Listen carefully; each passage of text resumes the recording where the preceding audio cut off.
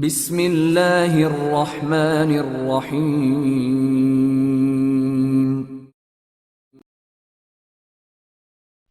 ہندسوں کے آر پار، مصنف فاطمہ رحمان۔ اگر منصور کو ذرا سا بھی پتہ چلا نا تو مجھ سے برا کوئی نہیں ہوگا۔ حمزہ ان پر گرج رہا تھا۔ وہ دونوں چور بنے کھڑے تھے۔ وہ بڑی شاطر ہے، اس کے چشمے میں کیمرہ تھا۔ کیا کرتے؟ گنجے سر والا منمنایا۔ ٹھیک ہے، لیکن اب منصور کو پتہ نہیں چلنا چاہیے کہ میرے کہنے پر تم دونوں وہاں گئے تھے۔ حمزہ بولا۔ نہیں باس، ہمارا منہ بند ہے، ایک نے کہا۔ آج صبح ہی اسے پتہ چلا تھا کہ ان میں سے کسی نے ناز کو ایک ہوٹل میں جاتے دیکھا ہے۔ اس نے منصور حیات خان کو بتائے بغیر ناز کے پیچھے 2 نقلی پولیس والے بھیجے تھے۔ اس کا ارادہ تھا کہ اگر کامیاب ہوئے تو ہی منصور کو بتانا ہے، ورنہ خاموشی برقرار رکھی جائے گی۔ حسب روایت وہ ناکام لوٹے تھے۔ منصور کی الیکشن کمپین شروع ہونے والی تھی اور حمزہ کو ایک سیکورٹی آفیسر ڈھونڈنے کا حکم تھا۔ ڈارک ویب پر اسے ایک آدمی بھی مل گیا تھا۔ صبح شیشوں والی کوٹھی میں وہ داخل ہوا تو حمزہ اسے اپنے کمرے میں لے آیا۔ واسطی پہلے سے تھکا تھکا بیٹھا تھا۔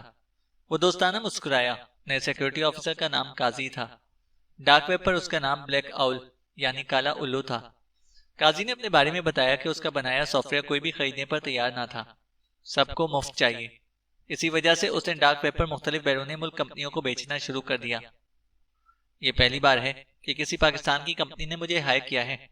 قاضی قدرے خوشگوار حیرت سے گویا ہوا۔ ورنہ یہاں تو کوئی پوچھتا ہی نہیں۔ آپ کو میرے سافٹ ویئر کا کس نے بتایا؟ قاضی نے پوچھا۔ میں نے۔ واسطی حمزہ کے کچھ کہنے سے پہلے ہی بول پڑا۔ مل کر اچھا لگا۔ ہم آفس کیوں نہیں گئے؟ اس نے واسطی ہی سے پوچھا۔ حمزہ کھنکھارا۔ دراصل ہم آفس کے لیے بعد میں کریں گے، ابھی ان 2 سسٹم کے لیے چاہیے۔ قاضی کندھے سے بیگ اتار کر کرسی گھسیٹ کر بیٹھ گیا۔ جیسے آپ کی مرضی۔ ویسے ان میں ایسا کیا ہے جس کی حفاظت کرنی ہے؟ قاضی نے پوچھا۔ حمزہ انہیں بتا دو، زیادہ سوال نہیں کرنے یہاں۔ دروازے میں استادہ منصور حیات خان کی سرد آواز گونجی۔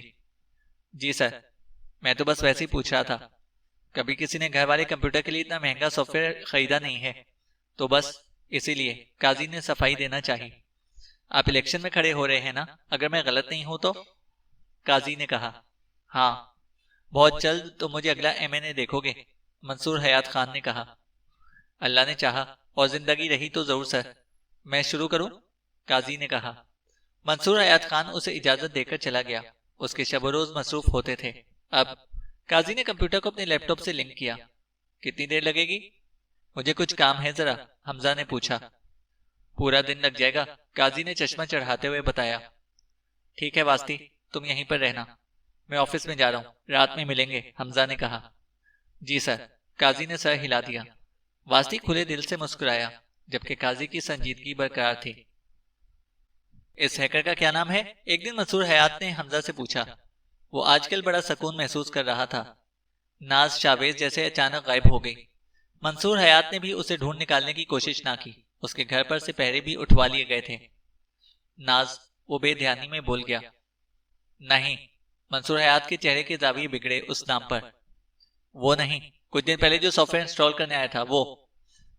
قاضی نام ہے، آگے پیچھے کوئی نہیں ہے، شاید اسلام آباد کا ہے، حمزہ نے بتایا۔ ہاں قاضی، بلاؤ اسے۔ منصور حیات اپنی آفس ٹیبل پر جھکا اور کاغذ الٹ پلٹ کر کے دیکھنے لگا۔ آج کل اس کا زیادہ تر وقت احمد ٹاورز میں الیکشن کمپین کی تیاریوں میں گزر رہا تھا۔ کچھ ہوا ہے کیا؟ حمزہ نے پوچھا۔ نہیں، جواب مختصر تھا اور انداز واضح تھا کہ مزید کچھ پوچھا نہ جائے۔ حمزہ نے چپراسی کو قاضی کو بلوانے کے لیے بھیجا۔ قاضی ٹیکنالوجی ڈپارٹمنٹ میں اسسٹنٹ کے طور پر کام کر رہا تھا۔ چپراسی کے کہنے پر وہ سب کام چھوڑ کر منصور حیات کے آفس کے باہر کھڑا ہو گیا۔ ایک گہری سانس بھر کر اس نے دستک دی۔ کم ان، منصور نے کہا۔ اجازت پر وہ نپے تلے قدم اٹھاتا اندر داخل ہوا۔ ہیلو سر، آپ نے یاد کیا؟ قاضی نے صوفے پر بیٹھے حمزہ پر ایک اچٹتی نگاہ ڈالی۔ بیٹھو، منصور حیات خان نے کہا، اور وہ آہستہ سے کرسی گھسیٹ کر بیٹھ گیا۔ منصور حیات مدھم سا مسکرایا۔ قاضی نے مسکراہٹ کا جواب نہ دیا، بلکہ انگلی کی پشت سے فریم لیس اینک کی ٹھیک کی۔ انگلیوں کے بیچ پیپر ویٹ گھماتے وہ گویا ہوا۔ سب سے پہلے تو سر کہنا چھوڑ دو، مجھے منصور بلا سکتے ہو۔ صوفے پر بیٹھا خود کو مصروف دکھایا۔ حمزہ ٹھٹکا۔ دراصل منصور سر، یوں مجھے اپنی اوقات اور آپ کا مقام یاد رہے گا، وہ وقار کے ساتھ بولا۔ منصور کو اس کا انداز بھایا تھا۔ جب میں لابی میں تھا تو تم کچھ کہنا چاہتے تھے، منصور نے پوچھا۔ سر، اگر آپ کو میری بیجا دخل اندازی ناگوار لگی تو اس کے لیے معافی چاہتا ہوں، قاضی نے کہا۔ میں سننا چاہوں گا، تم بولو، منصور نے کہا۔ حمزہ سیدھا ہو گیا، اس کے کان مکمل ان کی مدھم آواز پر لگے ہوئے تھے۔ میں سیاست کے بارے میں نہیں جانتا سر، لیکن میرا مشورہ ہے، کیونکہ میں عوام کو بہتر جانتا ہوں، آپ جیالوں میں پرنٹ آؤٹس بانٹنے کا سوچ رہے تھے جس سے پٹیل کو بے عزت کیا جا سکے، لیکن سر کیا آپ کو لگتا ہے کہ ہمارے لوگ وہ پڑھیں گے بھی؟ قاضی نے منصور سے پوچھا۔ اس کا پیپر ویٹ گھماتا ہاتھ رک گیا۔ منصور کی بجائے حمزہ بولا، جو کہنے سیدھی طرح کا ہو۔ دیکھیں سر، ہمارے لوگ پڑھنے والے نہیں ہیں، ہم کتنی پرنٹنگ پریس پر پیسے لگا لیں، میں شرط لگانے کو تیار ہوں، کوئی ایک نظر سے زیادہ نہیں دیکھے گا، قاضی نے کہا۔ اچھا، تو تم کوئی بہتر ترکیب بتا دو۔ حمزہ کو تو تاؤ آنا ہی تھا، یہ پرچے بانٹنے والا آئیڈیا اسی کا تھا۔ اسے بولنے دو حمزہ، منصور نے کہا، اور منصور کی گھڑکی پر وہ پہلو بدل کر رہ گیا۔ قاضی نے بے ساختہ اود آنے والی مسکراہٹ ضبط کی۔ کیوں نہ ہم ایک پروجیکٹر لگائیں اور ایک کے بعد ایک اس پر تصاویر چلیں۔ دیکھیں سر، ہماری قوم پڑھنے کی عادی نہیں، اسے جو دکھایا جائے وہ اندھا یقین کر لیتی ہے۔ ہمارے لوگ چیزوں کو دیکھنے کے عادی ہیں، ہمیں اسی چیز کا استعمال کرنا ہے۔ پروجیکٹر پر تصاویر اور ویڈیوز چلائی جائیں، ساتھ میں آپ اپنی تقریر سے مزید جوش دلائیں۔ یوں تھوڑی سی پلاننگ سے آپ کی جیت پکی ہے، قاضی نے کہا۔ آخر میں اس نے چٹکی بجائی۔ سوری سر، وہ اس بے ساختگی پر شرمندہ ہوا۔ حمزہ نے ایک نفرت بھری نگاہ قاضی پر ڈالی۔ تمہارا پورا نام کیا ہے مسٹر؟ اندازہ لگانا ناممکن تھا، وہ خوش ہوا ہے یا کچھ اور۔ میں یتیم ہوں سر، مجھے اپنا لاسٹ نیم معلوم نہیں۔ وہ قدرے تنزیہ سا مسکرایا، وہ پہلی بار تمام بات چیت میں مسکرایا تھا۔ حمزہ، اس کی پروموشن کر دو، آج سے ہر روز ہم اسی وقت اسی جگہ پر کیمپین سے متعلق بات کریں گے، منصور حیات خان نے کہا۔ جی سر۔ حمزہ کی مسکراہٹ سمٹ کر رہ گئی، وہ پہلے کی طرح سنجیدہ ہو گیا۔ حمزہ کو وہ ایک آنکھ نہ بھایا تھا۔ مزید برآں کہ حیات نے اسے مشورہ تک کرنا گوارا نہ کیا۔ دودھ میں سے مکھی کی طرح نکالے جانے پر وہ ذرا سا بھی خوش نہ تھا، مگر چاہ کر بھی وہ اس کی ناپسندیدگی کا اظہار کسی سے نہیں کر سکتا تھا۔ یہ محض اپنی بے عزتی کروانے والی بات ہوتی، وہ اندر ہی اندر کڑ کر رہ جاتا۔ جلسے سے پہلے ہر روز منصور حیات کے آفس میں پلان بنائے اور رد کیے جاتے۔ بہت آہستگی سے قاضی منصور حیات کے قریب ہونے لگا تھا۔ حمزہ کے بس میں ہوتا تو قاضی کو احمد ٹاورز کی چھت سے پھینک دیتا، مگر یہ اتنا ہی ناممکن تھا جتنا اب اس کے لیے اپنی جگہ پہلے جیسی بنانا۔ حمزہ، اس میس کو صاف کرو۔ حمزہ ترس گیا یہ سننے کو، کیونکہ اب حیات کے لبوں پر قاضی رہنے لگا تھا۔ اکثر حمزہ سے مشورہ نہ لیا جاتا، بلکہ ایک دو بار قاضی تک نے اسے آرڈر دے دیا۔ تم اپنی اوقات میں رہو، میں جانتا ہوں تمہارا کوئی نہ کوئی مقصد ہے، بہت جلد پتہ لگا لوں گا میں، حمزہ نے کہا۔ مسٹر حمزہ، اس دنیا میں سب کا کوئی نہ کوئی مقصد ہے، اور مجھے یقین ہے کہ فی الحال آپ کا مقصد مجھ پر بیجا غصہ کرنا ہے۔ میں ٹھنڈا پانی منگواتا ہوں، آپ بہتر محسوس کریں گے، قاضی سپاٹ لہجے میں کہتا کھسک جاتا۔ نہ ٹھنڈا پانی آتا اور نہ ہی حمزہ کا غصہ ٹھنڈا ہوتا۔ جلسے کی شام مینار پاکستان جیالوں سے بھرا پڑا تھا۔ کھچا کھچ تو نہیں، لیکن پر تھا۔ ایک طرف ٹی وی اینکرز کان پر انگلی رکھے چیخ چیخ کر بول رہے تھے۔ حمزہ منصور حیات سے کچھ دور کھڑا فون پر بات کر رہا تھا، جبکہ قاضی کو پروجیکٹر سنبھالنا تھا۔ اسکرین لگائی جا چکی تھی، چاروں طرف اسکرینز لگی تھیں تاکہ کوئی بھی دیکھنے کی سعادت سے محروم نہ رہ جائے۔ کنٹرولز قاضی کے ہاتھ میں تھے۔ حمزہ نے ایک ناپسندیدہ نگاہ اس پر ڈالی اور حیات کو کان میں کچھ کہا۔ وہ کوئی گڑبڑ نہ کر دے، اسی کا پلان تھا۔ اس سے تو نہیں، مجھے تم سے ضرور غلطی کی امید ہے، آج کوئی غلطی مت کرنا حمزہ، منصور حیات نے ڈپٹ کر کہا۔ حمزہ منمنا کر ٹھنڈی سانس بھر کر رہ گیا۔ ڈیکورم پر کھڑے حیات کی تقریر شروع ہوئی۔ میرے بھائیوں، بہنوں، بوڑھوں، بچوں اور میری ماؤں کو دل کی گہرائیوں سے منصور حیات خان کا سلام۔ جو بہت دور کھڑے ہیں انہیں میرا سلام پہنچے۔ ہمارے مخالفین جو کہتے تھے کہ انصاف پیپلز پارٹی کے جلسے میں 1000 لوگ بھی نہیں ہوں گے، میں ان کو کچھ نہیں کہنا چاہتا۔ وہ خود دیکھ لیں، آپ لوگ ہی میری اصل طاقت ہیں، میں آپ لوگوں کے بغیر کچھ بھی نہیں۔ آپ کا پیار ہی میرے لیے سب کچھ ہے، یہاں آیا ایک ایک فرد میری طاقت ہے۔ میدان میں ولولہ بھرنے لگا، وہ حلق کے بل چیخ رہا تھا۔ جگہ جگہ لگے اسپیکر سے مینار پاکستان گونج اٹھا۔ ہمیں ہمیشہ روٹی کپڑے مکان تک محدود رکھا گیا۔ ہمیں اعلیٰ تعلیم کے لارے دیے جاتے ہیں، نوکریوں کے جھوٹے وعدے اور پتہ نہیں کیا کیا۔ ہماری سوچ انہی چیزوں کے گرد رہ گئی ہے۔ ہمیں ان میں سے کچھ نہیں چاہیے۔ ہمیں سب سے پہلے سب سے زیادہ عزت نفس چاہیے۔ پاکستان کیوں بنا تھا؟ عزت نفس کے لیے تو بنا تھا۔ عزت نفس ہوگی تو کچھ کریں گے نا ہم۔ یک سردی میں وہ پسینے میں شرابور تھا۔ قاضی نے بیگ سے تھرمس نکال کر مگ میں کافی انڈیلی۔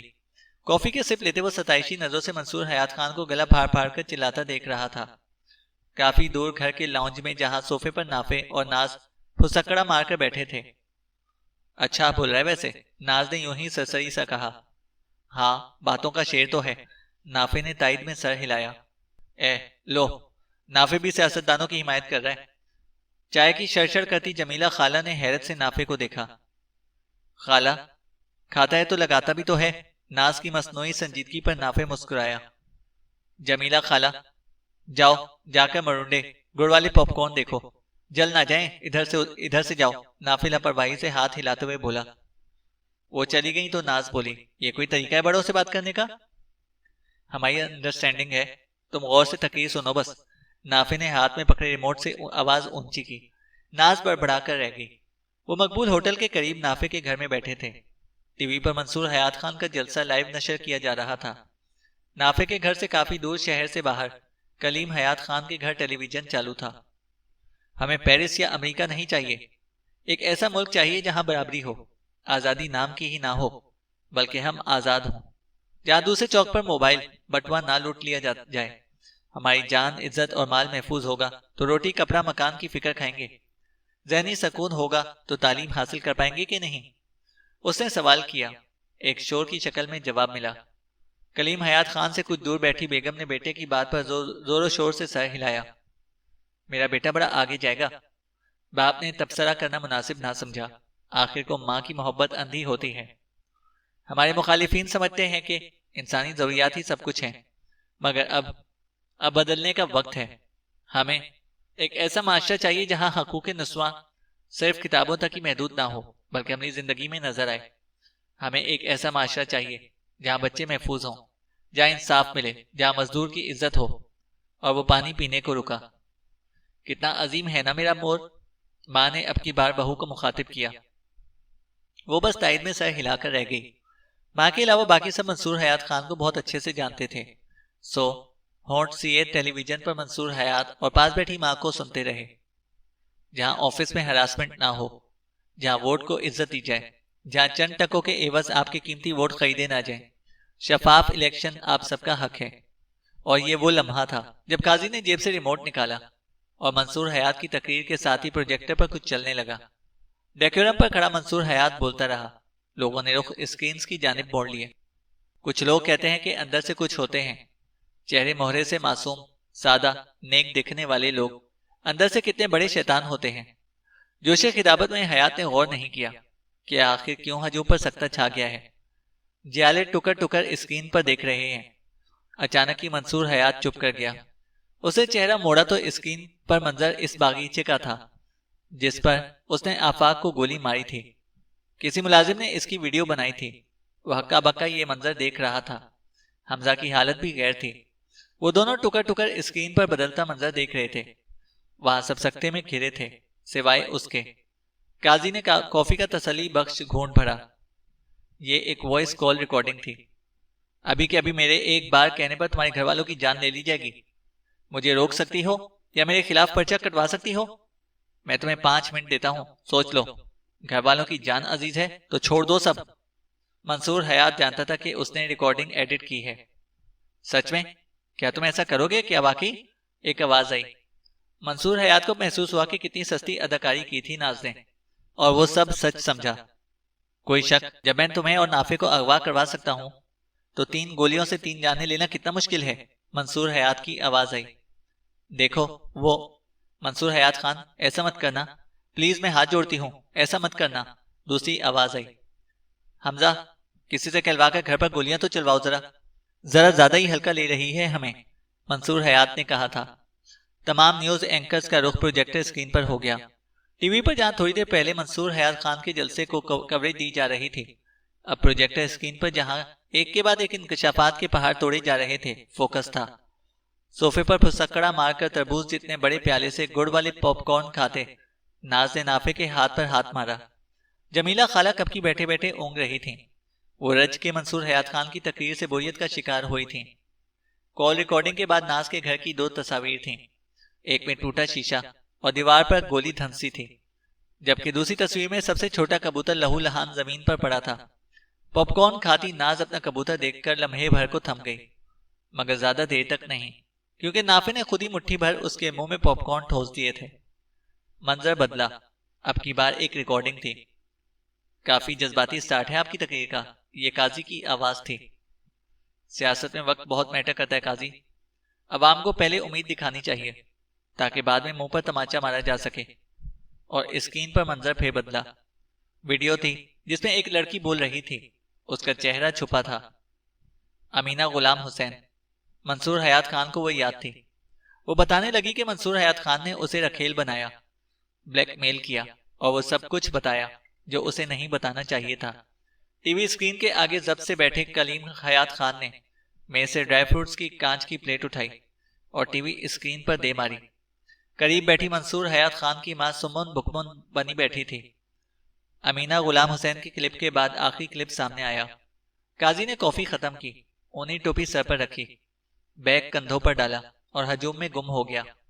منصور حیات خان کو پولیس والوں نے گھیر رکھا تھا، مگر کوئی بھی اسے لے کر نہ گیا۔ جیالے شروع میں تو ہکا بکا تھے، مگر اب بلند سرگوشیاں کرتے ویڈیو سے محظوظ ہو رہے تھے۔ دوسروں کی کمزوریوں سے کون محظوظ نہیں ہوتا؟ کیوں نہ ہم ایک پروجیکٹر لگائیں اور ایک کے بعد ایک اس پر تصاویر چلیں۔ دیکھیں سر، ہماری قوم پڑھنے کی عادی نہیں، اسے جو دکھایا سنایا جائے وہ اندھا یقین کر لیتی ہے۔ ہمارے لوگ چیزوں کو دیکھنے کے عادی ہیں، ہمیں اسی چیز کو استعمال کرنا ہے۔ پروجیکٹر پر تصاویر اور ویڈیوز چلائی جائیں، ساتھ میں آپ اپنی تقریر سے مزید جوش دلائیں۔ یہ تھوڑی سی پلاننگ سے آپ کی جیت پکی ہے۔ قاضی کی آواز گونجی تھی۔ حیات نے وہاں نظر دوڑائی جہاں قاضی کو کھڑا ہونا چاہیے تھا، مگر وہ وہاں نہیں تھا۔ بے شمار گالیاں زبان کی نوک پر تھیں۔ اسکرین پر ایک اور لڑکی تھی جس کا چہرہ ایڈٹ کر کے دھندلا کیا گیا تھا۔ منصور حیات خان ایک بہت ہی نیک انسان ہے۔ ہمارے ملک کو لے کر ان کا ویژن بہت روشن ہے۔ اسی روشن ویژن کو مزید واضح کرنے کے لیے میں آپ سب کو کچھ دکھانا چاہتی ہوں۔ ایک طرف تصاویر چلیں گی اور میں ساتھ آپ کو بتاؤں گی کہ یہ کون کون ہیں۔ سب سے پہلے یہ منصور حیات خان کے بنائے کالج میں سیکنڈ ایئر کی طالبہ تھی۔ اسے شوکت خانم ہاسپٹل سے کڈنیپ کیا گیا تھا۔ لڑکی کو 2 سال پہلے سری لنکا میں $50,000 میں بیچا گیا اور پھر تصویر بدلی۔ یہ منصور حیات خان کے آفس میں 2 سال سے کام کر رہی تھی۔ انہیں اسی آفس کے پارکنگ لاٹ سے اٹھایا گیا اور چین کو جاتے ایک کنٹینر میں متعدد لڑکیوں کے ساتھ بیچا گیا، تقریباً $50,000 میں۔ ناز، منصور حیات خان بڑبڑایا۔ حمزہ، اس میس کو سمیٹو۔ سوری باس، اس بار ناممکن ہے، حمزہ کی آواز آئی۔ منصور حیات خان سامنے لگے پروجیکٹر کو دیکھ کر رہ گیا۔ اس کی آنکھوں میں شعلے تھے، سب کچھ بھسم کر دینے کے۔ ناز نام لیتی گئی، قیمتیں بتاتی گئی۔ ہجوم میں پہلے صرف سرگوشیاں تھیں، اب بہت سے لوگ منصور حیات خان کو قتل کرنا چاہتے تھے۔ پولیس لوگوں سے بچا کر اسے پولیس وین تک لے کر گئی۔ یہ سب ٹیلی ویژن پر نشر کیا جا رہا تھا۔ نافع ناز کو دیکھ کر مسکرایا، وہ مسکرا نہ سکی۔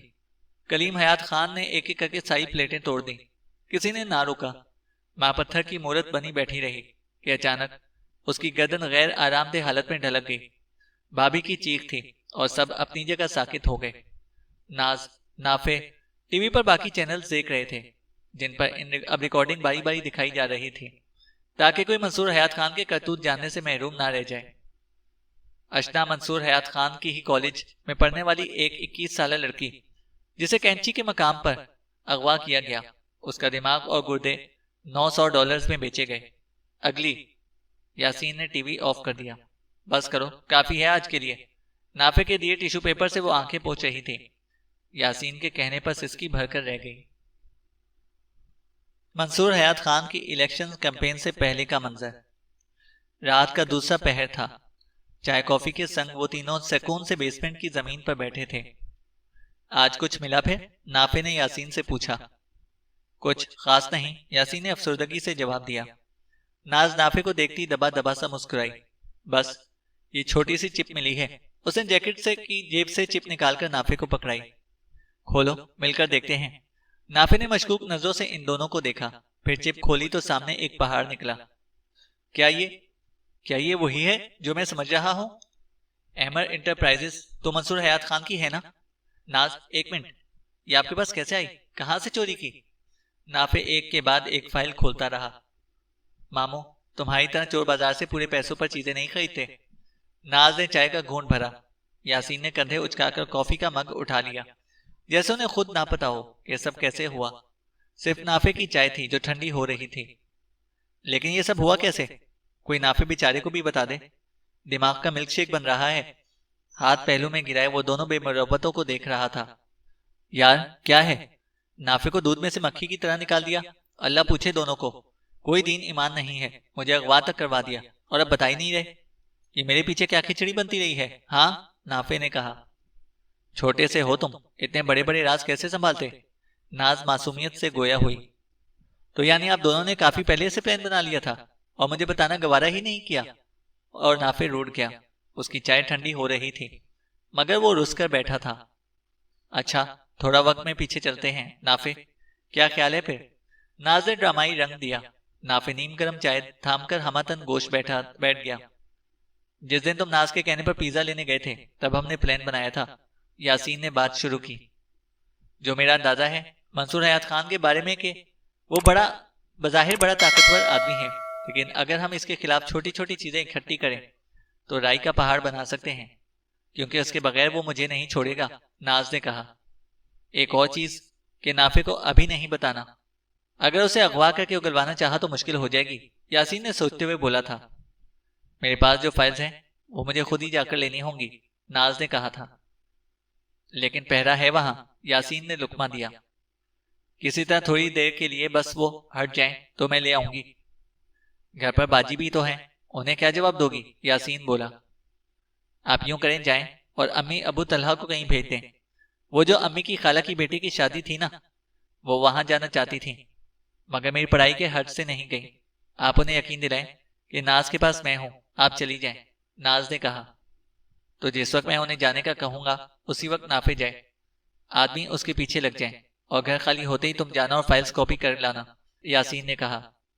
مجھے خود بھی نہیں پتا ان میں کیا ہے، لیکن وہی آخری امید ہے، ناز نے کہا۔ اگلے دن جب گلزیب وہاں گئی، آدمی گلزیب کے پیچھے چلے گئے اور یاسین نے گھر والوں کو بس تک اتارنے کے لیے ٹیکسی خاص طور پر اسی وقت کروائی۔ جب ناز نافع سے کال پر بات کر رہی تھی تو اسے یہی لگا کہ وہ بیسمنٹ میں ہے، جبکہ وہ اپنے کمرے میں فائلز کاپی کر رہی تھی۔ ماموں اس کے پاس ہی تھے۔ کیسے ہو چھوٹو؟ ناز نے سب سے چھوٹے کبوتر سے پوچھا۔ اس کے جواب دینے سے پہلے یاسین پکار اٹھا، ناز، ان چیزوں کا وقت نہیں ہے، جلدی کرو۔ چھوٹا کبوتر دل محسوس کر رہ گیا۔ بعد میں ملیں گے، ناز نے اس کا دل رکھا۔ جب تک وہ مقبول بیگ ہوٹل کے تہخانے میں واپس آئے، حمزہ کے آدمی نافع کو اس تہخانے میں لے جا چکے تھے۔ اس دوران یاسین نے ایک سافٹ ویئر بنایا جو فائلز اندر ہی اندر کھاتا تھا۔ بظاہر ایک سیکیورٹی سافٹ ویئر تھا، لیکن اصل میں اسے جب چالو کیا جاتا تو اندر سے ہی ڈیٹا ڈیلیٹ کرتا جاتا۔ یعنی یاسین نے اپنا ایک جونیئر بھیجا جو حمزہ کے ساتھ کام کرنے لگا۔ واسطی کوئی ہفتہ بھر میں حمزہ کے ساتھ لگا رہا۔ واسطی منصور حیات خان کی نظروں میں تھا۔ حمزہ کی بار بار کوئی نہ کوئی غلطی کرنے کے باعث وہ حیات کے سامنے نمبر بناتا رہا۔ واسطی نے ہی منصور حیات خان کو بلیک آؤل یعنی قاضی یعنی یاسین کا بتایا تھا کہ یہ بہت مشہور سافٹ ویئر میکر ہے، بس حالات کی وجہ سے ڈارک ویب پر کام کرتا ہے۔ ڈارک ویب کی وجہ سے منصور حیات مان گیا کہ یہ تو اپنا ہی بندہ ہے۔ یاسین عام سا حوالدار جسے سمجھا تھا وہ قاضی بن کر رہ گیا۔ میں وہاں گیا، سافٹ ویئر انسٹال کیا، سب کچھ کاپی بھی کر لیا۔ ابھی میں نے پروجیکٹر کا آئیڈیا منوانا ہے، یاسین نے کہا۔ پروجیکٹر؟ اس کا کیا کرنا ہے؟ نافع نے پوچھا۔ ہمارا پلان یہی ہے کہ چھوٹی چھوٹی چیزیں جو ہم نے اکٹھی کی ہیں وہ سب اس کی تقریر کے دوران وہاں پر چلا دی جائیں، ناز بولی۔ جو میرے چشمے سے بنائی تھی کلپ وہ بھی نا؟ نافع نے پرجوش انداز میں پوچھا۔ نہیں، اس سے زیادہ کچھ نہیں، وہ صرف منصور کو دکھانے کے لیے تھا کہ ہم بھی ہاتھ پر ہاتھ رکھ کر نہیں بیٹھے۔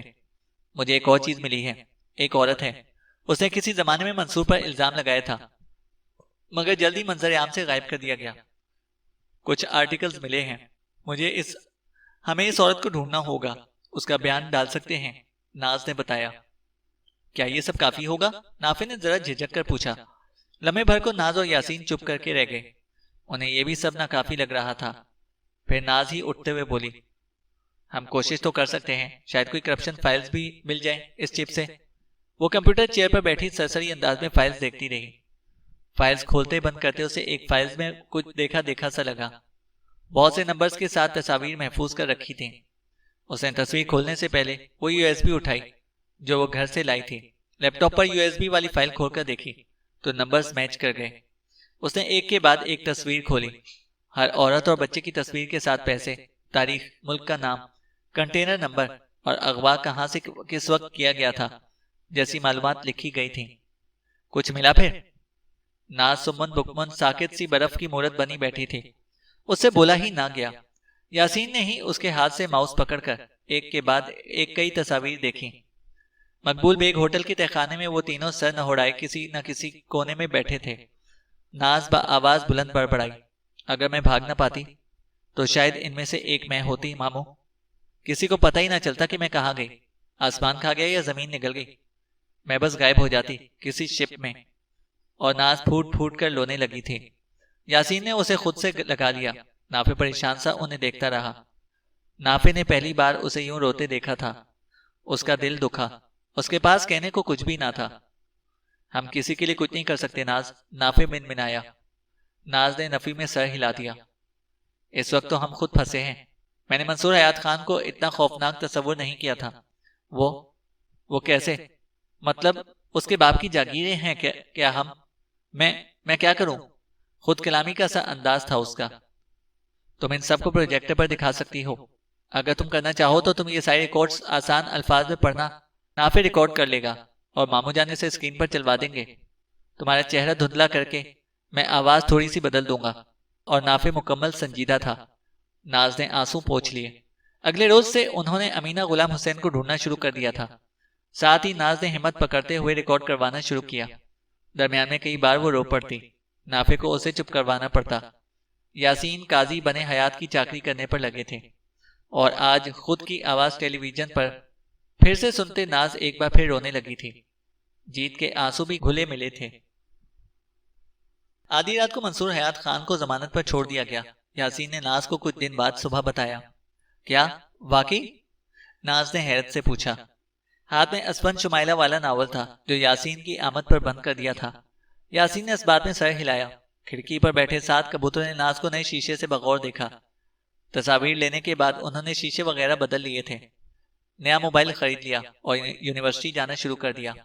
امی ابو اور طلحہ خالہ کے گھر سے کب کے واپس آ گئے تھے۔ امی کے پاس بتانے کو بہت سے قصے تھے۔ ناز یاسین کے ساتھ پوری دل جمعی سے تمام قصے سنتی۔ ISI کچھ کرتی کیوں نہیں؟ ناز جھنجھلائی۔ کیونکہ ابھی وقت نہیں آیا۔ پتہ نہیں وہ وقت کب آئے گا، میرا ایک کبوتر بھی شہید ہو گیا، وہ دانت پیس کر بولی۔ ناز لمحے بھر کو اپنے کبوتروں کو دیکھ کر اداس ہوئی، گو کہ اس نے نافع اور یاسین کے استفسار پر بھی کچھ نہ بتایا۔ وہ انکار ہی کرتی رہی کہ 8 میں سے ایک کبوتر کے مر جانے سے اسے بھلا کیا فرق پڑا، مگر اسے فرق پڑا بہت زیادہ۔ اسے کبوتر پسند نہیں تھے کہ وہ اس کی کھڑکی پر ڈیرا جمائے کھڑکی گندی کر دیتے، لیکن اب جب بھی اس کی نظر کھڑکی پر پڑتی اسے وہ چھوٹا کبوتر یاد آتا جو منصور حیات خان کی گولی سے مارا گیا تھا۔ اسے منصور حیات خان یاد آتا جس نے اسے اغوا کیا۔ اسے وہ شام یاد آتی جب اس نے تقریباً جھوٹ موٹ کی ہی لیکن خودکشی کی کوشش کی۔ اس کی زندگی کا سب سے ایڈونچرس حصہ دوسری طرف کافی اذیت ناک بھی تھا۔ دوپہر میں وہ کھڑکی کی گرل پر ہاتھ رکھ کے بیٹھی رہی، خاموش، گمسم۔ یاسین نے کمرے میں جھانکا۔ اسے اداس بیٹھا دیکھ کر وہ جو اسے باہر چلنے کا کہنے آیا تھا چپ چاپ چلا گیا۔ نچلی منزل پر آ کر اس نے نافع کو فون ملایا۔ زعیم کا کچھ کرو نافع، یاسین نے کہا۔ اچھا دیکھتا ہوں، فون پار مصروف سا نافع بولا۔ ناز کتابیں پھیلائے پڑھنے کی کوشش کر رہی تھی۔ زیاد نیم گنگریالے بال قدرے نم تھے، کاغذ پر جگہ جگہ لٹوں سے ٹپکتے پانی کے دھبے تھے۔ اس نے اینک اتار کر قمیض کے گھیر سے صاف کی اور ناک پر ٹکائی۔ لفظوں کو خوب زور لگا کر پڑھتی، وہ ساتھ ساتھ رجسٹر پر لکھ رہی تھی۔ جبھی لینڈ لائن کی گھنٹی بجی۔ کوئی اللہ کا بندہ فون اٹھا لے، اس نے کمرے سے آواز لگائی۔ لینڈ لائن سیڑھیوں کے قریب تھا۔ فون کی مسلسل بیل پر وہ کوفت کا شکار ہوئی۔ کچھ دیر لکھنا چھوڑ کر وہ انتظار کرتی رہی، مگر کسی اللہ کے بندے نے فون نہیں اٹھایا۔ ہاتھ میں ڈالے ربر بینڈ سے پونی بناتے اسے خود ہی اٹھنا پڑا۔ ہیلو، وہ بولی۔ ناز، پوچھا گیا۔ بولو نافع۔ نافع آہستہ سے بولا۔ تم نے کیسے پہچان لیا؟ خیر، تھوڑی مدد چاہیے تھی تمہاری، 1-2 گھنٹے کے لیے آ جاؤ، نافع نے کہا۔ کل اسائنمنٹ جمع کروانے کی لاسٹ ڈیٹ ہے تو ناز نے شائستگی سے منع کر دیا، مگر نافع بضد تھا۔ قریبی تو ہے، اتنا دور تو نہیں، نافع نے کہا۔ یار، ماموں گھر پر نہیں ہیں اور میں اکیلے باہر نہیں نکلنا چاہتی، تو تم یہیں بتا دو، ناز نے کہا۔ ناز، اتنا ڈرنے کی ضرورت نہیں ہے، آ جاؤ، نافع نے کال کاٹ دی۔ جاؤں کہ نہ جاؤں کے درمیان پینڈولم بنی وہ کمرے میں گول گول چکر لگاتی رہی۔ اس نے فیصلہ کر لیا۔ کچھ دیر بعد وہ تھان جتنی بڑی چادر اوڑھے مقبول ہوٹل کے باہر تھی۔ بچے اٹھانے والی مائی لگ رہی ہو۔ اسے دیکھتے ہی نافع کی زبان پھسل گئی۔ سوری، ہونا بھی چاہیے، کام بتاؤ جلدی۔ وہ بیسمنٹ کی بجائے کونے میں بیٹھ گئے۔ شانتی نازو، شانتی، نافع نے 1 نمبر ملاتے ہوئے کہا۔ شٹ اپ نافع۔ ناز سخت جھنجھلاہٹ کا شکار تھی اور قدرے خوف زدہ بھی۔ وہ جلد از جلد گھر واپس جانا چاہتی تھی۔ میرا نام نافع ہے، نافع کان سے لگائے موبائل پر بولا۔ تم زعیم ہو؟ ہاں تو سنو زعیم، میں نے ناز کو اغوا کر لیا ہے، اور اگر تمہیں وہ زندہ چاہیے تو 10,000 روپے کیش لے کر مقبول ہوٹل پہنچو۔ ناز کی آواز سننی ہے؟ ناز، کچھ بولو، نافع نے کہا۔ کیا؟ ناز نے نافع سے پوچھا۔ وہ ہکا بکا جو اسے دیکھ رہی تھی، اچانک سوال پر سمجھ نہیں پائی کہ کیا بولنا چاہیے۔ ہاں، سن لی نا ناز کی آواز، اب جلدی سے یہاں پہنچو، نافع نے کہا۔ نافع نے فون رکھا تو ناز کی تنزیہ آواز ٹکرائی۔ میں تمہیں 10,000 کی لگتی ہوں؟ تمہارے تو کوئی 10 روپے بھی نہ دے، نافع نے کہا۔ کیا لگتا ہے وہ آئے گا؟ ناز نے پوچھا۔ اگر وہ سچ میں تمہیں کچھ سمجھتا ہو تو آئے گا، نافع نے کہا۔ ناز کی تسلی نہ ہوئی۔ اور جو کچھ میں نے اس کے ساتھ کیا، اس سب کے باوجود کیا وہ معاف کرنا چاہے گا؟ ناز نے پوچھا۔ وہ انسان کا بچہ ہوا تو ضرور معاف کرے گا، نافع نے کہا۔ تم بھی کیا چیز ہو نافع، ناز نے کہا۔ کبھی غرور نہیں کیا، نافع نے، وہ اٹھلایا۔ آدھے گھنٹے بعد گھبرایا ہوا چہرہ لیے زعیم نازل ہوا۔ نافع نے ہاتھ ہلایا۔ اس نے جیب سے 5,000 کے 2 نوٹ نکال کر میز پر رکھے۔ ناز کہاں ہے؟ وہ ہاتھ دھونے گئی تھی، آتی ہوگی، نافع نے کہا۔ زعیم منہ کھولے کرسی پر گر سا گیا۔ بیرے نے میز سے سموسوں کی خالی پلیٹیں اٹھا لی۔ ناز آ گئی۔ زعیم کھڑا ہو گیا۔ اس کے چہرے پر واضح غصہ تھا۔ یہ سب کیا تھا؟ وہ ناز سے مخاطب تھا۔ نافع کو ناگواری محسوس ہوئی۔ 1 نمبر کے الو ہو تم۔ ناز کی شکل دیکھ کر پتا چل رہا ہے کہ اسے خود کچھ بھی نہیں پتا۔ اب انسانوں کی طرح بیٹھ جاؤ دونوں۔ نافع کے ڈپٹنے پر وہ دونوں انسان کے بچے بنے بیٹھ گئے۔ ناز بائیں ہاتھ کے انگوٹھے سے دایاں ہاتھ سہلا رہی تھی۔ زعیم چہرہ موڑے بیٹھا تھا۔ وہ غصے میں تھا نہیں، مگر ظاہر یہی کر رہا تھا۔ اوہ ہیلو، نافع دیکھ رہا ہے کہ تم دونوں ہی فضول میں لڑ کر بیٹھے ہو، نافع نے کہا۔ کوئی لڑائی نہیں، ناز نے کہنا چاہا، اور زعیم نے اس کی بات کاٹ دی، بجا فرمایا۔ لڑائی وہاں ہوتی ہے جہاں تعلق ہو، تم نے تو سب کچھ توڑ دیا تھا، زعیم بولا۔ دیکھو زعیم بھائی، میں بتاتا ہوں، پچھلی باتوں پر مٹی ڈال دو۔ یہ ناز کافی بے وقوف ہے، یہ تعلق توڑنا نہیں چاہتی تھی، بس بچی گھبرا گئی تھی، نافع نے کہا۔ کیا سچ میں؟ زعیم نے ناز سے استفسار کیا۔ اس نے ہاں میں سر کی جنبش دی۔ یار، میں تمہیں بتا تو رہا ہوں، نافع نے کہا۔ نافع، میں بول سکتی ہوں، تم جا سکتے ہو، ناز نے مسکرا کر نافع کو کہا، تو وہ منہ بناتا ہوا اٹھ گیا۔ اچھا، یہ تاوان تو واپس کر دو، زعیم نے کہا۔ بالکل نہیں، یہ تمہاری محبوبہ کو جو میں نے پیزا لا کر دیا، اپنا کمپیوٹر استعمال کرنے دیا، اور میری چشمے اس کی وجہ سے ٹوٹے، یہ ان سب کا بل ہے، نافع نے کہا۔ لفظ محبوبہ پر ناز کھنکھار کر لے گئی۔ نافع بنا شرمندہ ہوئے وہاں سے چلا گیا۔ یوں نہ کرتی ناز، اس نے شکوہ کیا۔ ناز نے ایک گہری سانس لی۔ تمہیں نہیں لگتا زعیم کہ ہم 4-5 بار ملے اور تم نے اتنی بڑی بات کر دی؟ ہم ایک دوسرے کو جانتے بھی نہیں، ناز نے کہا۔ شادی کے بعد بھی تو جان سکتے ہیں، زعیم نے روانی میں کہا۔ ناز نے پہلی بار نظریں اٹھائیں۔ لہجہ تو بے تاثر تھا اس کا، مگر ناز کے یوں دیکھنے پر وہ ہلکا سا مسکرا دیا۔ شادی کے بعد واپسی کی راہ نہیں ہوتی، تمہیں خود کو کچھ ٹائم دینا چاہیے، ناز نے کہا۔ شادی کے بعد کون الو کا پٹھا واپسی چاہتا ہے؟ زعیم بولا۔ ناز بے ساختہ مسکرا اٹھی، مگر جلد اس نے مسکراہٹ سمیٹ لی۔ مجھے تم اچھی لگی اور ابھی بھی لگتی ہو۔ جبھی تمہارے جانے کے بعد میں بھی آج یہاں بیٹھا ہوں۔ زین سنجیدہ تھا۔ میں نے اپنے ارد گرد اتنی سچی جھوٹی محبتیں دیکھی ہیں کہ میرا دل نہیں مانتا اس جذبے پر۔ ناز کے ذہن میں گلزیب اور نواز چانڈیو گھومنے لگے۔ یہ ریاضی کا سوال تھوڑی ہے کہ دونوں طرف ایکویشن برابر ہوگی۔ تمہیں نہیں بھی ہوئی تو کیا ہوا؟ میں تو ان گول گول ہیری پوٹر گلاسز کو ساری زندگی صاف کرنا چاہوں گا نا، زین نے کہا۔ وہ لمحے بھر کو ٹھہرا، اس پر ایک بھرپور نگاہ ڈالی۔ مس محبوبہ، کیا ہم سب کچھ پہلے کی طرح کر سکتے ہیں؟ زین نے کہا۔ چادر کے حالے میں گول گول چشمہ لگائے ناز کے لبوں پر ملکوتی مسکراہٹ رقصاں تھی۔ وہ کبوتروں کے پاس بیٹھی ان سے باتیں کر رہی تھی اور وہ اپنے مخصوص گڑ گڑ کرنے میں لگے ہوئے تھے۔ تم سب کا نام رکھ دوں، کیا خیال ہے؟ اس نے پوچھا۔ وہ پٹر پٹر اسے دیکھتے رہے۔ خیر چھوڑو، پھر میں نام بھول گئی تو تم سب ناراض نہ ہو جاؤ گے۔ ایک اچھی خبر ہے، سننا چاہو گے؟ جب منصور حیات خان کو ضمانت دے دی گئی تب ماموں نے وہ سافٹ ویئر انسٹال کر دیا۔ اس کی کمپنی کے سارے ریکارڈ تباہ ہو گئے۔ وہ دیوالیہ ہو گیا۔ سنا ہے اس کی ماں مر گئی اور باپ نے بیان دیا ہے کہ وہ تو کب کا اسے جائیداد سے آگ کر چکا تھا۔ کچھ دن بعد وہ غائب ہو گیا، اور پتہ ہے اسے کس نے غائب کیا؟ میں صرف تم لوگوں کو بتا رہی ہوں، کسی سے کہنا مت۔